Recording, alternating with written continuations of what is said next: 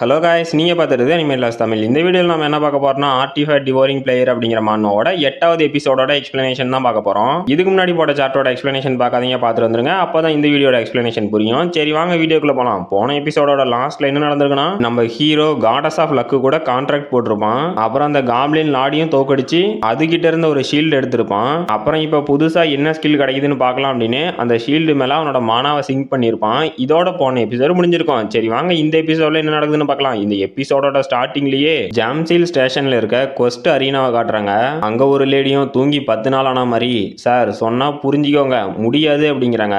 நம்ம ஹீரோவும், ஐயோ மேடம் நான் சொல்றதுதான் உங்களுக்கு புரிய மாட்டேங்குது, என்கிட்ட ஒரு பிளான் இருக்கு, தயவு செஞ்சு என்ன அலோவ் பண்ணுங்க அப்படிங்கிறான். அப்போ அந்த லேடியும், I am really sorry sir, ஆனா நான் ரீகன்சிடர் பண்றேன். கடந்த ஒரு வாரமா நான் நிறைய டெட் பாடிஸை பார்த்து எனக்கு பைத்தியம் பிடிக்கிற மாதிரி இருக்கு அப்படிங்கிறாங்க. நம்ம ஹீரோவும், அட மேடம் எனக்கு தான் பைத்தியம் பிடிக்கிற மாதிரி இருக்குது, இருக்கிற 1008 பிரச்சனையில இது ஒரு பிரச்சனையா, இப்போ என்னடா பண்ணட்டும் அப்படின்னு எடுக்கிறான். ஒரு 2 மணி நேரத்துக்கு முன்னாடி ஹைவேல காட்டுறாங்க.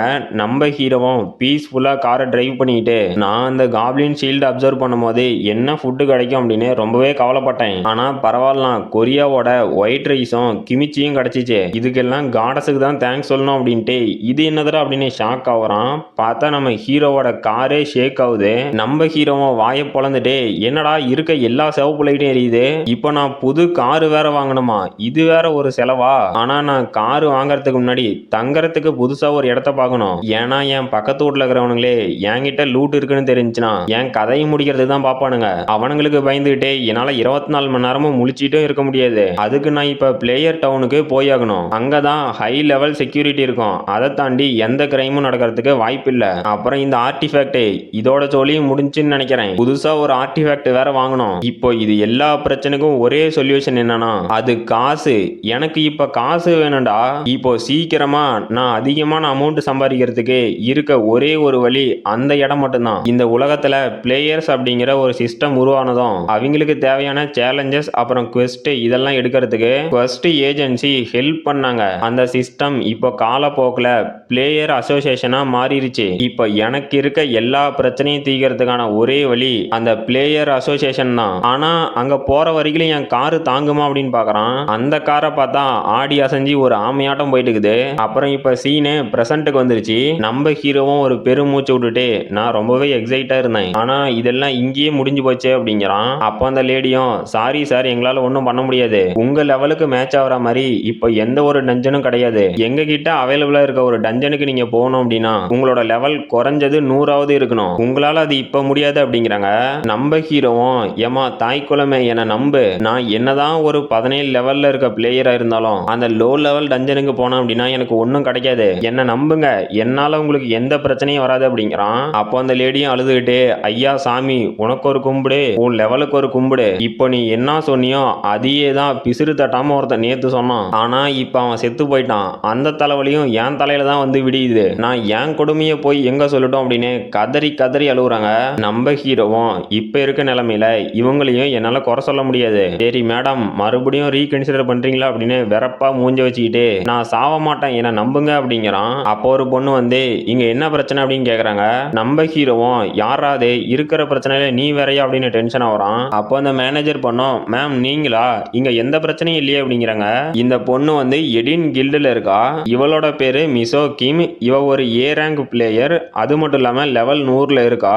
நம்ம ஹீரோவும் ஷாக் ஆகிட்டு, என்னது மிசோ கிம்மா, இவ தான் ஃபர்ஸ்ட் பிளேயரா 100வது லெவலை ரீச் பண்ணி A+ ரேங்க் பிளேயரா மாறினா, அது மட்டும் இல்லாம இவகிட்ட காட்லி போ அப்படிங்கிற ஒரு டைட்டிலும் இருக்கு, இருந்தாலும் இவளோட பிளட் லைன்ல இருக்க ப்ரீவியஸ் பிளேயர் இவளோட ஸ்ட்ராங்கா இருந்தாங்க.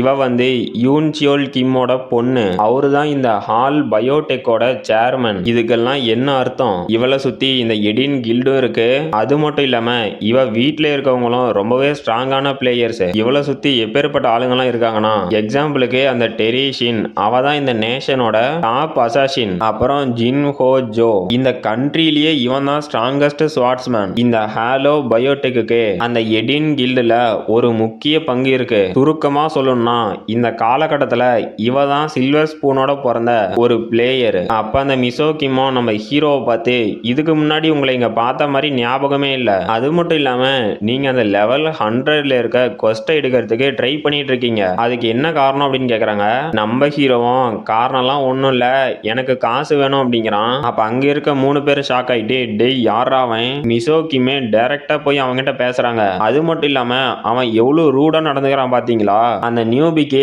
நாம ஒரு பாடம் கத்து கொடுக்கணும் அப்படிங்கிறான். நம்ம ஹீரோவும், அட முட்டா பசங்களா, என்ன புள்ளி பண்றதுக்கு பிளான் போடுறீங்கன்னு தெரியுது, அதை ஏன்டா எனக்கு கேக்குற மாதிரி பேசுறீங்க அப்படிங்கிறான். அப்ப அந்த மிசோகிமோ, இந்த குவெஸ்டோட டிஃபிகல்ட்டி ரொம்பவே அதிகம் அப்படிங்கிறா. நம்ம ஹீரோவும், ஏமா பொண்ணே உனக்கு இப்ப என்ன பிரச்சனை? இதெல்லாம் தெரியாம தான் இவ்வளவு நேரம் கத்திட்டு கிடப்பனா?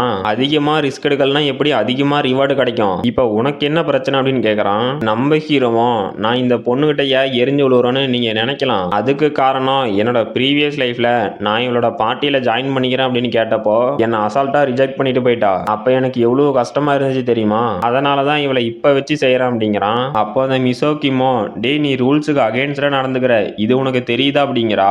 நம்ம ஹீரோவும், எனது ரூல்ஸா அப்படின்னு ஷாக்கா வரான். அப்ப அந்த மிசோகிமோ, ஒரு பிளேயரா மாறினவங்க 4 வருஷம் கழிச்சுதான் சோலோவா ஒரு டஞ்சனுக்குள்ள போக முடியும், இதெல்லாம் உனக்கு தெரியுமா தெரியாதான்னு கேக்குறா.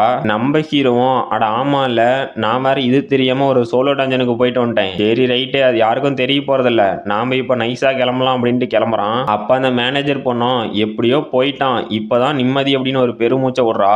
அப்ப அந்த மிசோகிமோ, 4 வருஷம் வெயிட் பண்ண முடியலனா இன்னொன்னு பண்ணலாம், நீ வேணா என் டீம் கூட வரக்கூடாது அப்படிங்கிறா.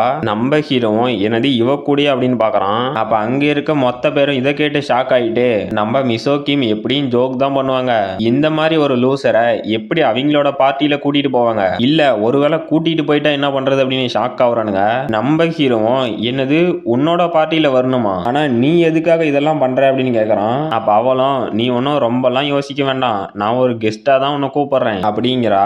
நம்ம ஹீரோவும் சிரிச்சுக்கிட்டே, எனது கெஸ்டா, இந்த மாதிரி ஒரு சிச்சுவேஷன்ல நீங்க சொல்றதை நான் கேட்டுதான் ஆகணும், ஆனா என்கிட்ட இருந்து நீங்க என்ன எதிர்பார்க்கறீங்க அப்படிங்கிறான். அப்போ அந்த மேனேஜர் பொண்ணும், இங்க என்னடா நடக்குது, இவ வேற ஒரு பெரிய இடத்து பொண்ணு, இந்த பையன் இப்பதான் புதுசா பிளேயரா மாறி இருக்கான், இவங்க 2 பேரும் டஞ்சனுக்குள்ள போய் செத்து கீத்து போயிட்டானுங்களா, என் வேலைக்கு இல்ல என் உசுருக்கே உல வச்சிருவானுங்க போல, ரைட்ரா ரைட்டு, ஏதோ ஒன்னு முடிவு பண்ணிட்டீங்க, நடத்துங்க நடத்துங்க அப்படிங்கிறா.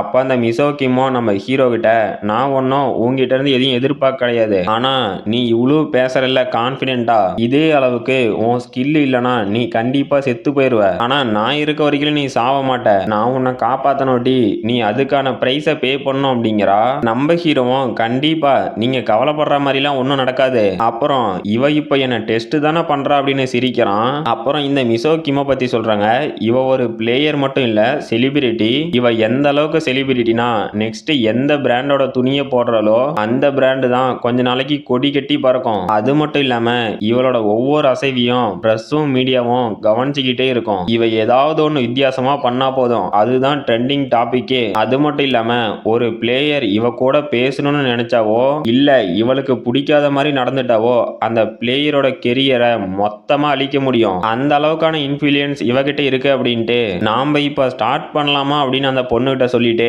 இன்னைக்கு கொஞ்சம் ஃபன் இருக்க போகுது அப்படிங்கிறான். கைஸ், இந்த வீடியோல வாய்ஸ் கொஞ்சம் அப்படி இப்படின்னு தான் இருக்கும், என்னன்னா சளி பிடிச்சிட்டு தொண்டை கட்டிச்சு, சுத்தமா என்னால பேசவே முடியல, அது மட்டும் இல்லாம காலையில இருந்து காய்ச்சல் வேற, இப்பதான் கொஞ்சம் நல்லா இருக்கு, அதனால தான் வாய்ஸ் ஓவர் கொடுக்கலான்னு வந்தேன், நாளைக்குள்ள சரியாயிருச்சு அப்படின்னா நாளைக்கு வீடியோ வரும், இல்லனா சாரி கைஸ் நாளைக்கு ஒரு நாள் இல்லைனா 2 நாள் வீடியோ வராது. அப்புறம் நிறைய பேர் 2 வீடியோ போடியோ அப்படின்னு கமெண்ட் பண்றீங்க, ஆனா காலேஜ் போயிட்டு இந்த ஒரு வீடியோ எடிட் பண்றதுக்கு ரொம்ப கஷ்டமா இருக்கு கைஸ், இப்போதைக்கு காலேஜ்ல எந்த ஒர்க்கும் இல்ல, ஸ்மூத்தா போயிட்டு இருக்குது, ஏதாவது ஒர்க் வந்துச்சு அப்படின்னா மறுபடியும் ஒரு நாள் விட்டு ஒரு நாள் வீடியோ போடுற மாதிரி ஆகி போயிடும், ஸோ கொஞ்சம் என் நிலைமையை புரிஞ்சுக்கோங்க கைஸ். அப்புறம் இதோட இந்த சாப்டர் முடிஞ்சு போச்சு, இந்த வீடியோ பிடிச்சிருந்துச்சுன்னா மறக்காம லைக் பண்ணுங்க, ஷேர் பண்ணுங்க, சப்ஸ்கிரைப் பண்ணுங்க, நாம அடுத்த வீடியோல பார்க்கலாம்.